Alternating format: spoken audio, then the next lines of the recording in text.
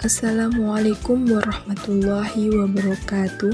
Saya Bilqis Hanifah dengan NIM 201200255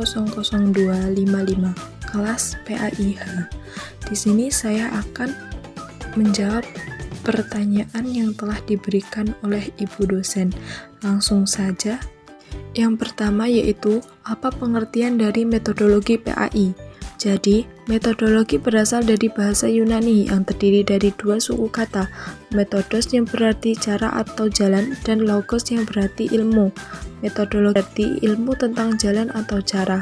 Jika dihubungkan dengan pembelajaran, maka mengandung arti suatu cara atau langkah yang dilakukan dalam proses pembelajaran untuk mencapai tujuan atau kompetensi tertentu. Selanjutnya yaitu, Zakariah menjelaskan bahwa metodik memiliki arti yang sama dengan metodologi, yaitu suatu penyelidikan yang sistematis dan formulasi metode-metode yang akan digunakan dalam penelitian.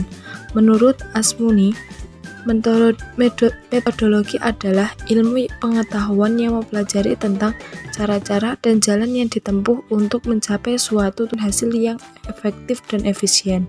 Sementara itu, pembelajaran pendidikan agama Islam PAI adalah suatu proses yang bertujuan untuk membantu peserta didik dalam belajar agama Islam.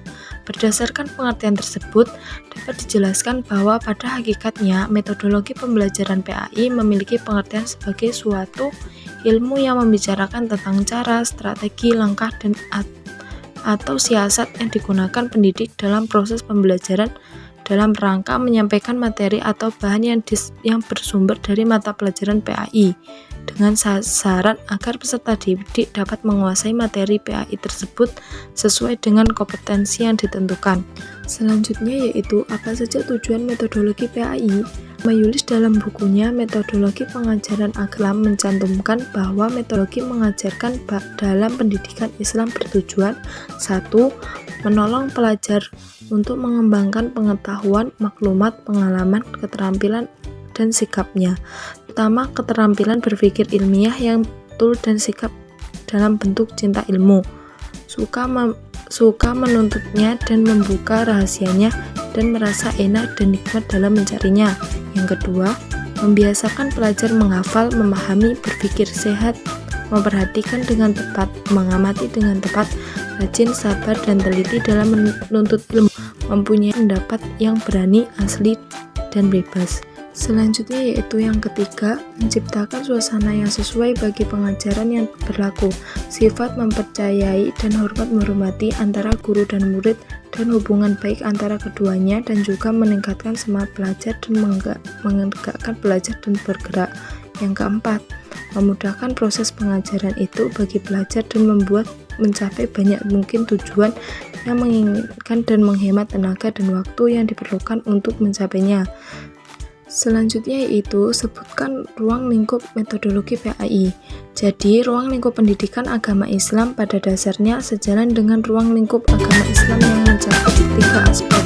Yang pertama, hubungan manusia dengan penciptanya, sebagaimana dijelaskan dalam Al-Quran surat Az-Zariyat ayat 56. Kedua, hubungan manusia dengan manusia.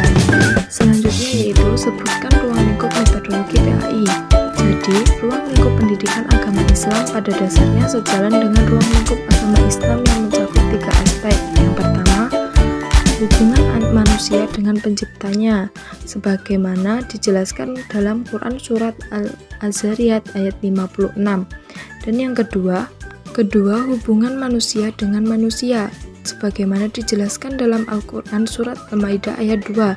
Dan yang ketiga, hubungan manusia dengan makhluk lain atau lingkungannya, sebagaimana dijelaskan dalam Al-Quran surat Al-Ibrahim ayat 19 dan surat Al-Imran ayat 191.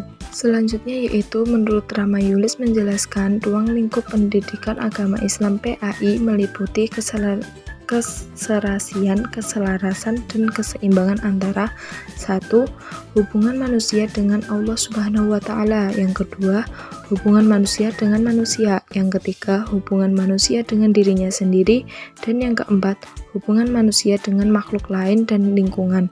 Sedangkan ruang lingkup bahan pembelajaran pendidikan agama Islam meliputi 5 unsur pokok, yaitu 1 Al-Quran, 2 akidah, 3 syariah, 4 akhlak, dan 5 thariqah. Cukup sekian yang saya sampaikan, kurang lebihnya saya mohon maaf. Akhiron, wassalamualaikum warahmatullahi wabarakatuh.